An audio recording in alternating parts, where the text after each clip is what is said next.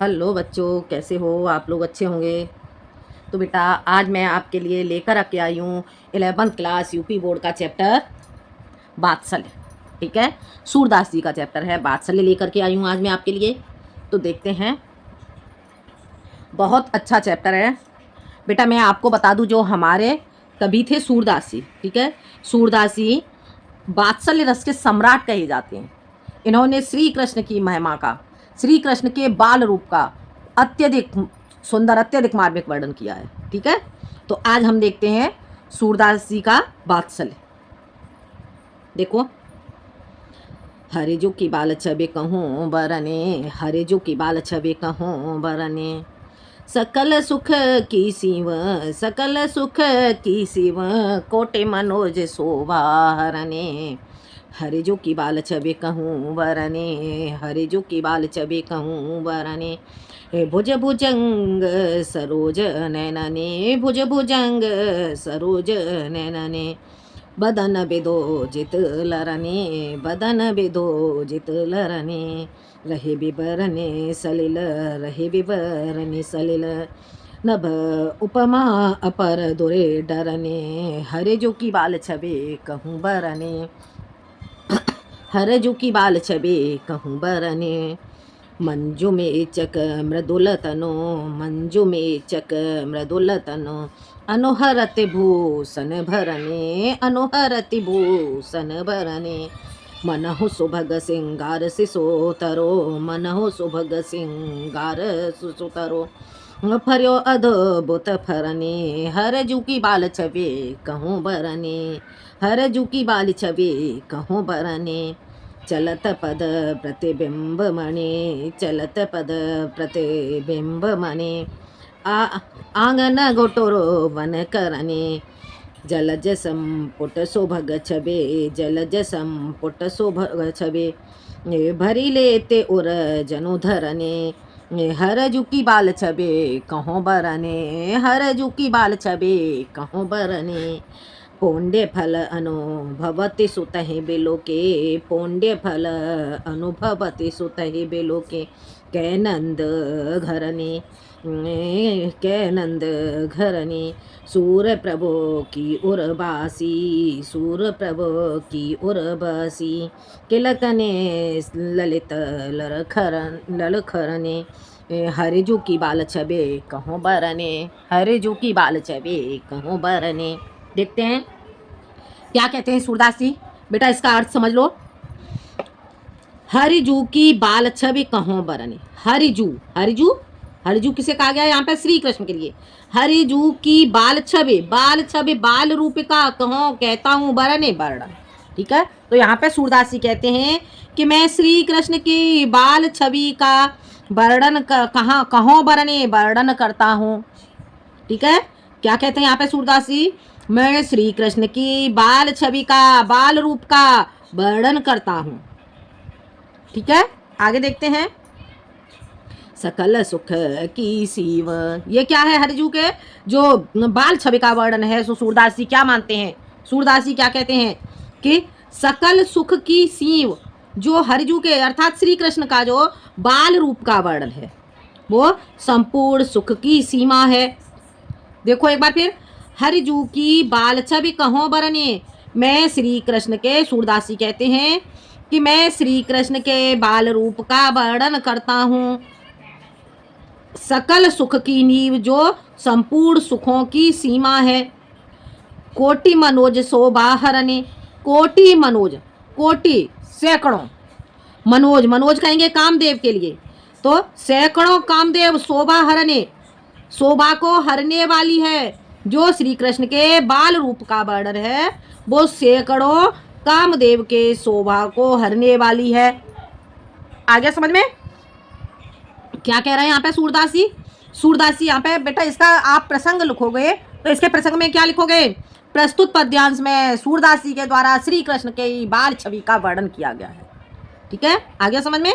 तो देखते हैं, हरिजू की बाल छवि कहों बरने, सूरदास जी कहते हैं कि मैं श्री कृष्ण के बाल रूप का वर्णन करता हूँ, श्री कृष्ण के बाल छवि का, बाल रूप का वर्णन करता हूँ।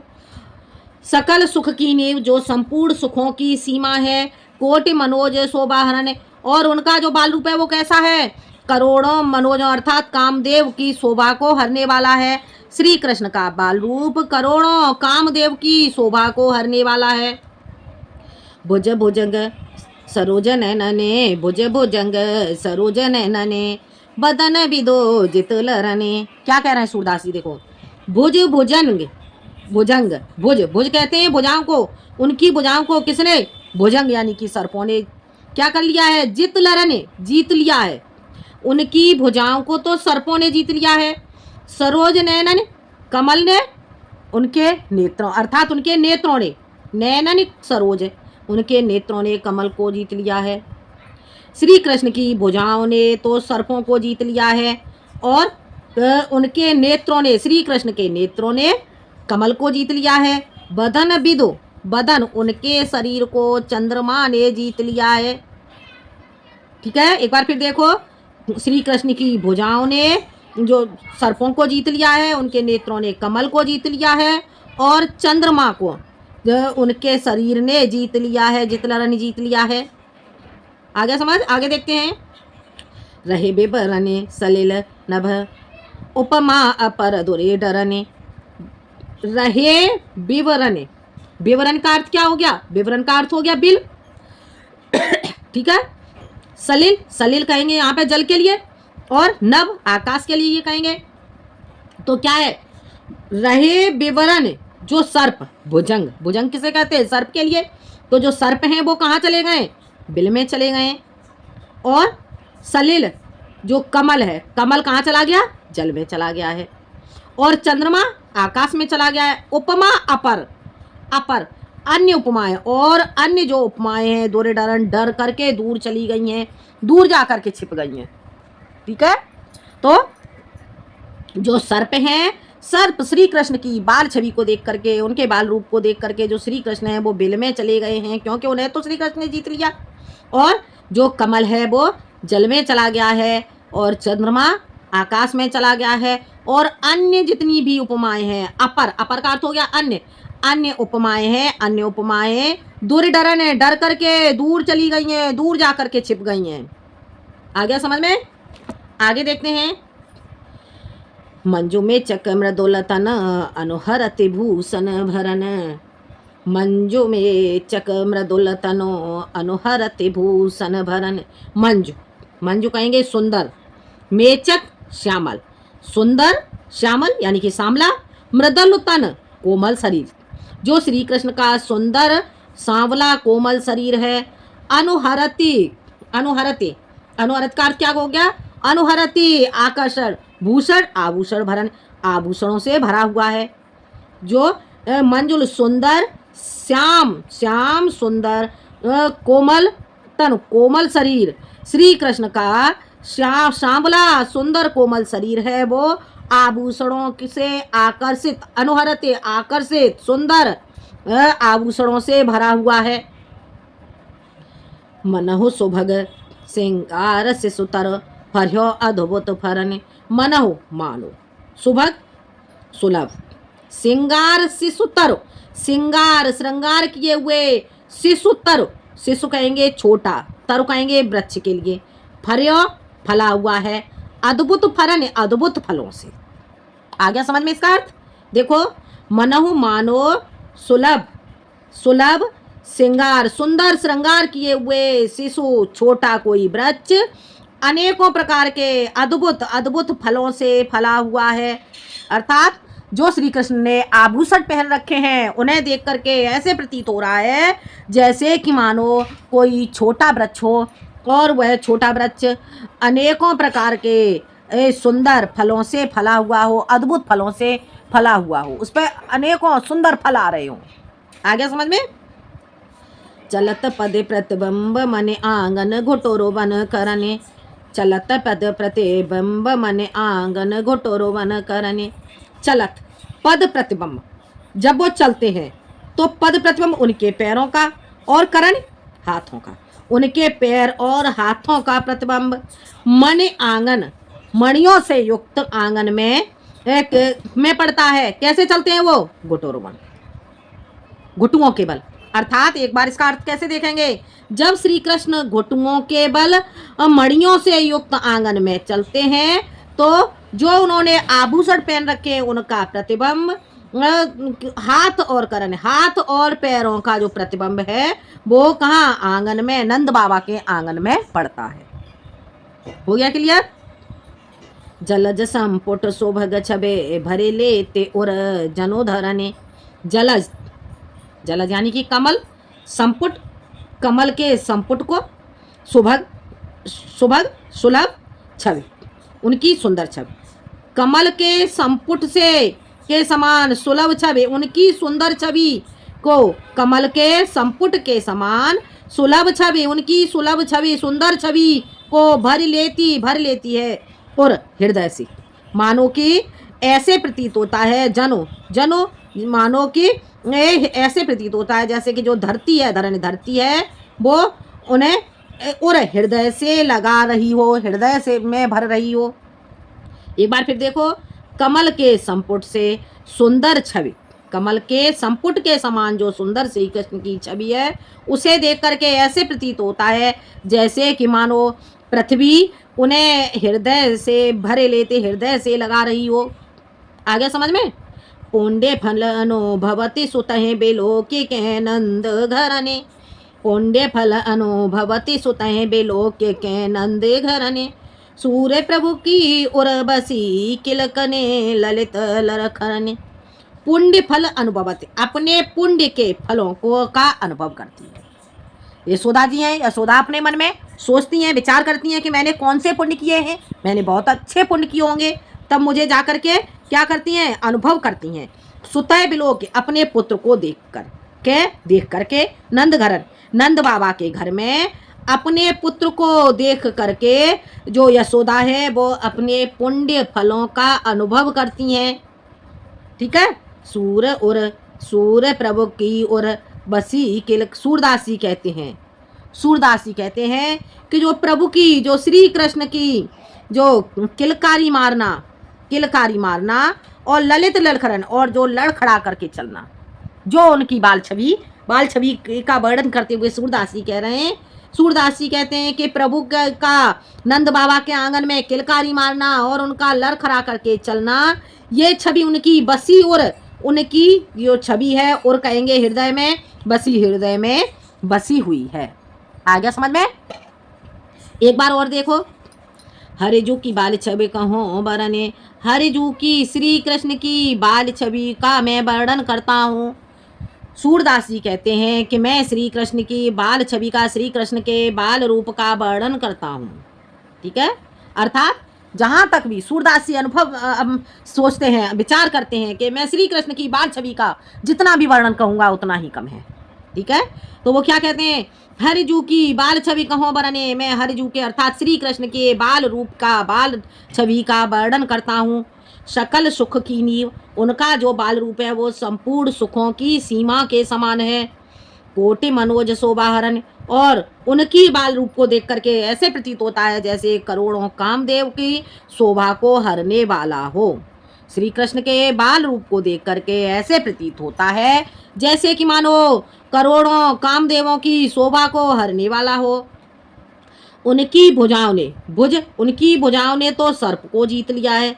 श्री कृष्ण की भुजाओं ने सर्पों को जीत लिया है और नेत्रों ने कमल को जीत लिया है। चंद्रमा ने उनके शरीर को जीत लिया है। रहे विवरण, और इस कारण से, क्योंकि श्री कृष्ण ने जीत लिया है, इस कारण से जो सर्प हैं वो भुजंग सर्प जाकर के बिल में छिप गए हैं, बिल में चले गए हैं, और जो कमल हैं कमल जल में चले गए हैं, और आकाश नभ, आकाश में जो चंद्रमा है चंद्रमा आकाश में चला गया है।